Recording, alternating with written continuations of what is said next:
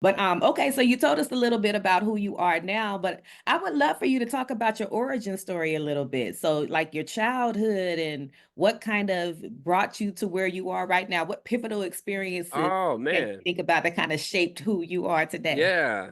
So I was 6 years old, and I remember this is like the first time, like it's the equivalent of love at first sight, but love at first sound, you know. Mm. And my dad would not let me stay up to watch the Jackson 5 perform on some late night show. So I remember laying at in my bedroom on the floor and putting my ear at the bottom of the door where you could still hear the Gotta music, peek from the through, right? TV. Yeah, so I can't see nothing, but I can hear it, you know what I mean?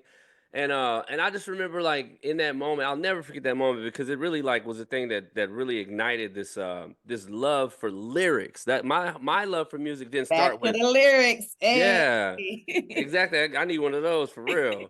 Like, that was my love for music. My love wasn't about chord progressions and drum patterns and bass lines. I loved lyrics. And I used to just be, as a kid, just in awe of how perfect words were whenever they were written. And I remember thinking to myself as a kid how it's almost like these words were created just to be in this sentence. You know what I mean? There's Mm. no better way to say this than what they just said.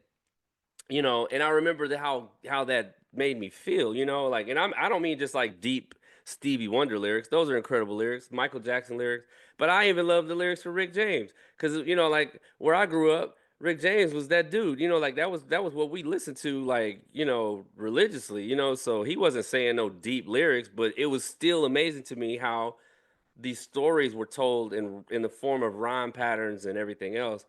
And what ended up happening for me is there was a band, like some teenagers across the street that used to rehearse in their garage, and I remember going to them at 6 or 7 years old and asking them, like, what I got to do to be in the band. I want to be in the band. Mm. And they were like, well, you got to get an instrument first. And so I was like, that's it, and I'm in. So I'm like, cool. So I talked my mom in, and we were a very poor family, so buying a guitar was not really on the plan. But after, begging and begging and begging, she finally got me a guitar. And so I ran across the street with the guitar whenever they were practicing one day, and I told the guys I was ready. And I remember all the guys in the band, they started laughing.